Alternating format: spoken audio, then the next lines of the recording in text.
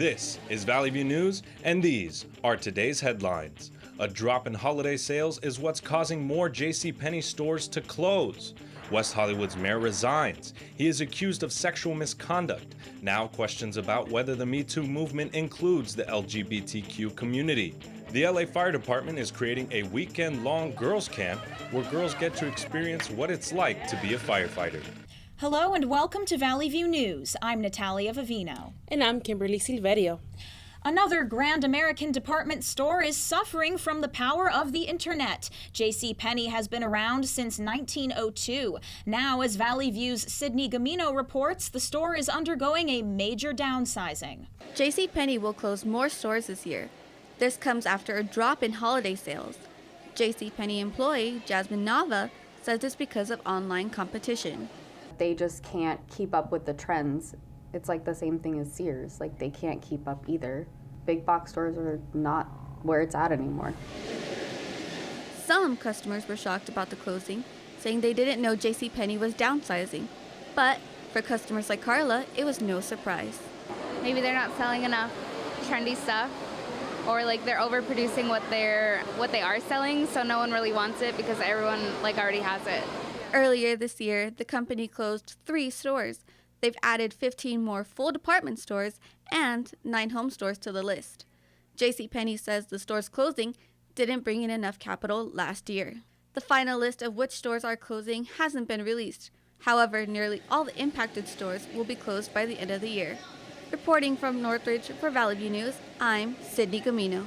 The popular affordable department store Marshall's will be introducing online sales. CEO of the TJX companies, Ernie Herman, says the online platform will start later this year. Herman says TJ Maxx has been selling online for 6 years, and that's allowed the company to build customer awareness. Store locations and the websites will sell different items so customers can continue to shop for bargains at both. A threat against a student forced the closure of San Marino High School. Principal Isaac Gates was informed by the San Marino Police Department about a threat of violence. The threat was determined to be credible, so school was canceled for the day. But within the hour, police made an arrest. School officials then sent out notices that students could return to class. 2 young sisters missing from their Northern California home for more than 44 hours have been found safe. Humboldt County authorities say 8-year-old Leah and 5-year-old Caroline Carrico were found unhurt and in good spirits. More than 100 rescue personnel with helicopters and tracking dogs helped with the search. The sisters say they were following some deer tracks and got turned around. They had some wilderness training, which authorities say is what saved them. West Hollywood longtime Mayor John Duran announced his resignation today. Valley View News reporter Savannah DeMarco tells us what led up to his decision. West Hollywood's Mayor John Duran is being asked by some people to step down. 3 members of the gay men's chorus says Duran sexually harassed them, allegations the mayor denies. These charges point to another side of the Me Too movement, a movement some West Hollywood residents feel doesn't include men. In a case like this, the Me Too movement should apply the same way that it would in the case of a woman. Duran says he's a flirt and he cracks dirty jokes. He also says he would own up to any inappropriate conduct.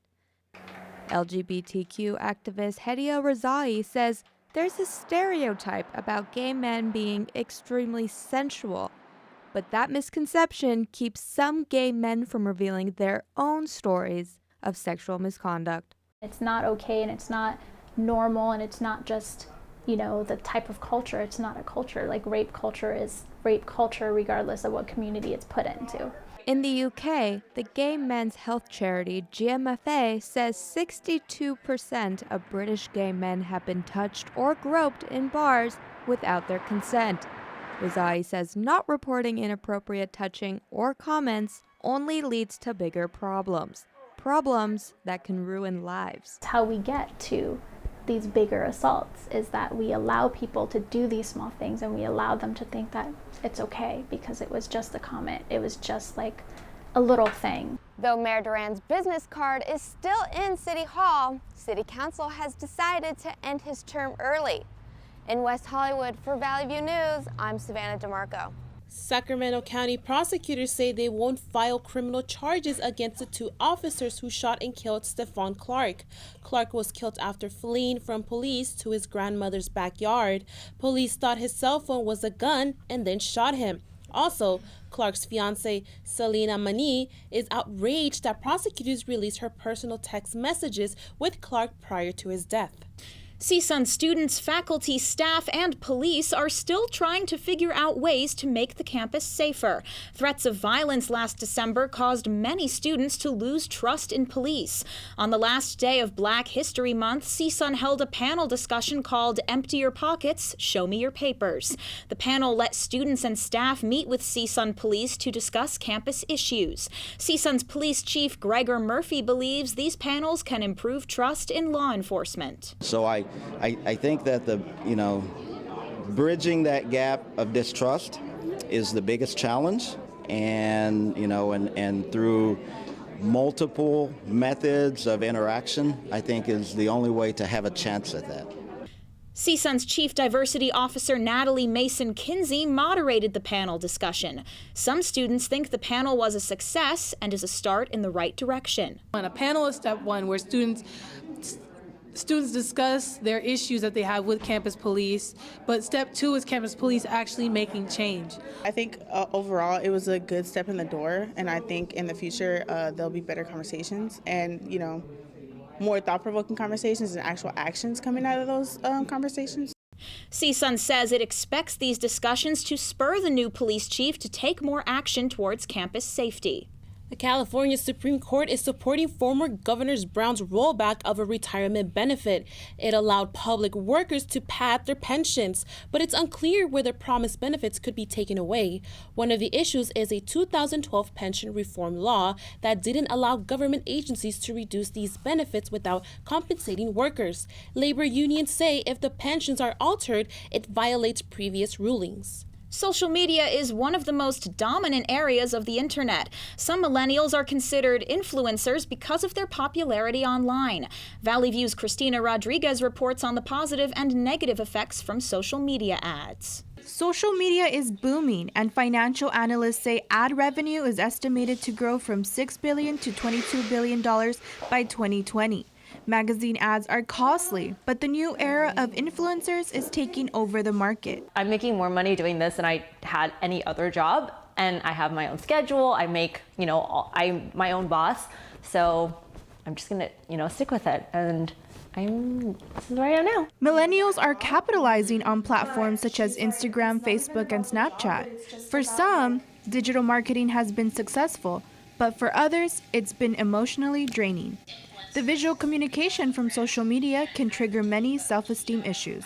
Girls who want to talk about body positivity, they could start a platform on social media, and from their influence, they can leverage that to make a career out of it. It's crazy to me, the opportunities that come from it, and I love it. And then, Social media manager Amanda Cadena and influencer Jessica Bailey say it's important to separate visual content from reality. Authenticity attracts long-term followers. Everything's not always picture perfect, as people make it seem to be on social media. So just remember that. Social media has no sign of ending anytime soon. One thing is for certain, there are pros and cons. In Walnut, for Valley View News, Christina Rodriguez. Amazon is sending out brand samples to target potential consumers. The program looks at purchase behavior. Some companies are sending up to 100,000 products. Some marketing experts say people feel obligated to reciprocate when they get stuff for free. Other experts say this could alienate people at a time when data privacy is a concern. Starting April 22nd, Los Angeles restaurants can't hand out plastic straws unless customers request them. The city council passed a law that all food and beverage facilities can give out plastic straws, but only when customers ask. Cupid's Hot Dogs employee Damon Standifer says he doesn't think the ban will have a major effect on business or the environment. Straws it'll have a minimal impact on the environment, and I don't think and it is inconvenient for the consumer. CSUN Sustainability Institute's Connor Scott says the CSU system is also implementing its own straw ban. In 2019, the CSU should be eliminating plastic bags and plastic straws, apart from compostable like we have around our Freudian sips on campus. The straw ban affects businesses with 26 or more employees. The city hopes to ban all plastic straws by 2021. A series of tornadoes in Alabama and Georgia has killed at least 23 people, and that number could go up. More than 40 people suffered serious injuries and are hospitalized. Meteorologists say 2 tornadoes hit back-to-back in Lee County within an hour. The National Weather Service reported that overall, at least a dozen tornadoes developed with winds up to 170 miles per hour. Donation centers have been set up around Alabama to help those affected. Multiple homes suffered massive damage, including the home of these residents. We walked outside, it was just like, it's over. Like, everything's gone. Like, everything my parents have worked for. Alabama's governors say their primary focus is on the search and rescue of people still missing. 4 Americans and their pilot have died in a helicopter crash in Kenya. The 4 friends were on vacation near a remote island in Lake Turkana, a popular tourist destination. Officials say the crew was headed back to a safari camp near the lake shore when something went wrong. The crash is still under investigation. The Los Angeles Fire Department has long been trying to get more women into the firefighting field. The LAFD aims to motivate girls ages 14 to 18 to pursue their dreams of becoming a firefighter through its annual girls' camp. For 2 full days, the campers are exposed to a day in the life of a firefighter. They even pose as real fighters. LAFD recruiter Christine Larson says different factors went into the idea of a girls' camp. So this event came out of the conversation we had after our former chief that was in charge of this, Alicia Welch, came and visited me and some of the other staff members from the fire department that worked at Camp Blaze. Camp Blaze is a week-long camp, and it's a stayover camp. And we thought, how could we take that camp and bring it to LA, but shrink it so that it was a little bit smaller and easier to do. Campers get to climb ladders and even handle real equipment like hose lines, chainsaws, axes, and other tools used by fire crews. 14-year-old Michaela McLeod attended the girls' camp for the first time this year. She says the event is an opportunity for self-reflection. It's very fun. It's very empowering and shows you how much work you put into it. Like, women here do just as good as men, and some are better than them. In an industry heavily populated with men, the girls' camp pushes for an equal amount of women in the firefighting industry. U.S. Air Force's Thunderbirds flew over the San Fernando Valley, Pasadena, and Hollywood today to promote the military's role in the movie Captain Marvel. The squadron's commander says the flyover is a unique moment for those serving in the armed forces who are represented in the movie. The story is about an Air Force fighter pilot who becomes the most powerful superhero in Marvel. The film opens Friday. Are you going to go see it, Kimberly? Yeah, with the family. You know, I can count the amount of Marvel movies I've seen on one hand, but I'm really excited to know that Brie Larson is playing Captain Marvel because, from what I've read, it could have been played by a man or a woman, and for Hollywood to choose a woman to play that role, that's inspiring so many young girls, don't you think? Definitely, and I can already imagine little girls wearing the costume over there at the movie theaters, excited to watch the film. Oh yeah, absolutely. So let's head on over to entertainment news with Bridget Creamer. Thanks, Natalia. HBO is airing the controversial documentary, Leaving Neverland. Today is your birthday, so congratulations. I love you. Goodbye. The documentary follows 2 men who say they were sexually abused by Michael Jackson as children. The 2-part documentary includes intimate conversations with the victims. Wade Robson says the abuse started when he was only 7 years old. The second victim, James Safechuck, was 11. CSUN Child and Adolescent Development Professor Rika Myers says predators who are sexually abusing children may have been abused as kids too. Usually you'll see kids confuse the sexual abuse with love. Like, this is what affection looks like to me. In 1993, Jackson told Oprah Winfrey that he was afraid of his physically abusive father, Joe Jackson. In 2005, the pop star was charged with and acquitted of 4 counts of child molestation. In that trial, Robson testified his relationship with Jackson was innocent. Meyer says changing stories is part of the struggle abuse victims deal with. So then what you hear could be one story, could be another story, and that is a huge reason why there are so many sexual abuse cases that never go to full conviction. The Jackson estate filed a lawsuit for $100 million against HBO, claiming that the network violated a non-disparagement clause. Jackson died in 2009 and is survived by his 3 children. The second part of the documentary airs tonight. Now to last week's box office, the #1 spot continues to be dominated by How to Train Your Dragon: The Hidden World. The film flew into the #1 spot for a second consecutive weekend. Universal Pictures says it made an estimated $30 million. Tyler Perry's A Medea Family Funeral secured the #2 spot with $27 million in ticket sales. And rounding out the box office in third place is Alita, the Battle Angel. It grossed close to $7 million and was placed in second last weekend as well. This weekend, Captain Marvel hits theaters on Friday. Brie Larson is the first female lead superhero for a Marvel film. The film will probably answer questions to the much-anticipated Avengers film, which comes out next month. The Jonas Brothers released their new single, Sucker, along with a music video. The video features their leading ladies, Priyanka Chopra Jonas, Sophie Turner, and Danielle Jonas. The brothers' brand broke up over 5 years ago, but on Thursday, the brothers announced that they are getting back together. The lead singer, Nick Jonas, says they have 30 to 40 singles that they will be releasing over the next year. That's all for entertainment today. Back to you guys. More to come up on Valley View News. What's happening with ISIS in North Korea? And an outbreak of measles in Chicago. Stay tuned.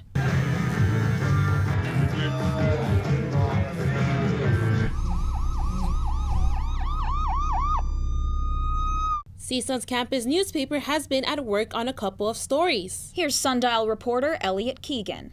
The Lime Bike program is going to end at CSUN on March 19th. The Lime Company, which runs the program, wants to focus on their scooter rental service instead of the bike rental.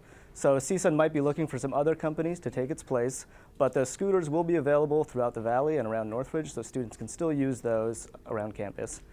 And the Matador baseball team won against Michigan 5-2 in the last of a 3-game series. They ended up losing the series, though, ultimately to Michigan, who are ranked 17th in the country. And professors in the English department are reporting that students are failing English 115, the intro college-level English class, at higher rates than they ever have before. And some wonder if the executive order, which is passed by the chancellor's office and placing students in these classes, might be unprepared for the coursework, and that might be the reason that more students are failing than before. So that's it for the Sundial. Back to you in studio. It felt like March Madness again last week in the Matadome. UC Riverside and the Matadors were going back and forth all game. Coach Gottfried used the 7-foot height of Kaba Kamara Muhammad in the second half. He hadn't played in over a month, but had an impact on defense. Getting a key block late in the game, Lamine Janae has been the scoring leader this season, but it was Terrell Gomez who hit the game winner with 1.6 left on the clock. UC Riverside's DJ McDonald missed the half-court shot, and the Matadors earned their 12th win. CSUN now has one home game left. This is students' last chance to witness NBA talent Lamine Janae. He's averaging 24 points and 11 rebounds this year. The team is currently on a 3-game winning streak as they look to finish strong before the Big West tournament. What's going on around the world? Let's go to Claudia Flores in their newsroom for more. Venezuela opposition leader Juan Guaidó returned to his homeland. He spent time with officials in Brazil, Argentina, and Ecuador. He wanted to gain international support during Venezuela's political crisis. Guaidó called for a nationwide anti-government demonstration. He encouraged people to take to the streets. When his plane landed, he was greeted by a large crowd of supporters. Guaidó left the country during a travel ban put in place by Venezuelan President Nicolás Maduro. When asked about the risk of arrest, Guaidó says he'll continue to fight for the people. Sí, sin duda, pero... Yes, there is no doubt. But remember that the exercise of politics in Venezuela is criminalized, not only towards me. Today there are 1,000 political prisoners in Venezuela. Maduro says Guaido will be brought to justice. U.S. fighters are trying to recapture the last territory held by ISIS in Syria. Retaking this land will end a 4-year campaign. ISIS once controlled areas throughout Syria and Iraq. A commander of the Syrian Democratic Forces says ISIS militants usually attack during the day, while U.S. fighters attack at night. This global fight against the Islamic State has been going on for nearly 8 years. The family of a U.S. Saudi citizen being held in Saudi Arabia says the U.S. needs to do more to help. Dr. Walid Fatahi's family says he's been beaten, tortured, and jailed. He was detained during November 2017 at the Ritz-Carlton Hotel. His family has been able to visit and talk to him on the phone. He went back to Saudi Arabia in 2006 to start a hospital and would then return back to the U.S. for business. The State Department confirmed Fatahi's detainment and says it's reached out to the Saudi government. National Security Advisor John Bolton defended President Trump after his ill-fated summit with North Korean leader Kim Jong-un. If you can't get a good deal, and the president offered North Korea the best deal it could possibly get, no deal is better than a bad deal. Trump's summit in Vietnam looked to denuclearize North Korea in exchange for the lifting of sanctions. The failed deal led to criticism of both leaders on social media. It's unclear if another summit will be scheduled. That is it for international news. Back to you, Natalia. Now let's go to Sandy Chavez to tell us the latest about the measles warnings. Thank you, Natalia. Health officials are warning against measles exposure in Chicago. They say an unvaccinated Illinois resident arrived at Midway Airport while infected with measles. The patient received treatment 2 days later at Delnar Hospital, where people in the emergency department were also exposed. Now there are at least 5 people with measles. Health officials say if people are infected, they could develop symptoms as late as March 20th. Symptoms can include high fever, rash, runny nose, cough, or red, watery eyes. A child has died from a flu outbreak in Chicago. It's the first pediatric death of the season in Illinois. Local doctors and nurses are beginning to see a rise in severe flu cases. Nearly 200 students from Arlington Heights stayed home because they were sick. Students are encouraged to stay home and heal since influenza is highly contagious. A study published by the journal Circulation shows people ages of 35 to 54 made up to 30% of heart attack patients between 1995 and 2014. Researchers say the number of young men went down over the years, while the number of young women is rising. Heart disease is still the leading cause of death in the United States. Walmart is pledging to find roles for disabled workers. The CEO says the company's goal is to offer appropriate accommodations. Longtime employee Adam Catlin, who suffers from cerebral palsy, will continue to work for the retailer, but in a new role. I'm going to be sitting by the self-checkout, promoting the self-checkout and saying hi to the people. The company says it's in the early process of reaching out to disabled employees and will continue to make new offers. That's all for health news today. Back to you, ladies. Coming up on Valley View News, SpaceX has successfully launched a 7-seat vehicle made to take people to the International Space Station. Also, see which car company is changing the top speed on their vehicles. Stay tuned.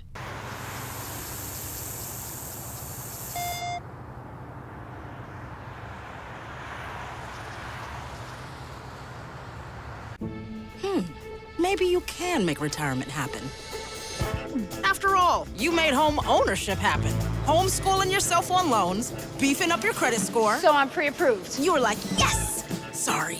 Color coding listings, ticking boxes, and flushing every toilet in a 20-mile radius. Home sweet home. You aced house hunting. Now get the tips you need to get on track at aceyourretirement.org. Welcome back to Valley View News. It's now time for technology news. Let's go to Byron Gonzalez to tell us more about SpaceX and NASA's latest launch into the next frontier. SpaceX successfully launches a 7-seat vehicle designed to take people to the International Space Station. Crew Dragon has yet to be occupied by people. The only thing on board was 400 pounds of cargo and a dummy named Ripley. Officials say Ripley is fitted with sensors to record everything an astronaut would feel during the mission. It arrived at the space station without a hitch and plans to return to Earth on Friday. SpaceX and NASA plan to launch its first crewed mission in July. Wells Fargo has agreed to pay $240 million over the creation of millions of unauthorized customer accounts. The settlement will be paid to shareholders that have alleged Wells Fargo officials know about or consciously disregarded the fake accounts. They say the scandal has significantly damaged its reputation.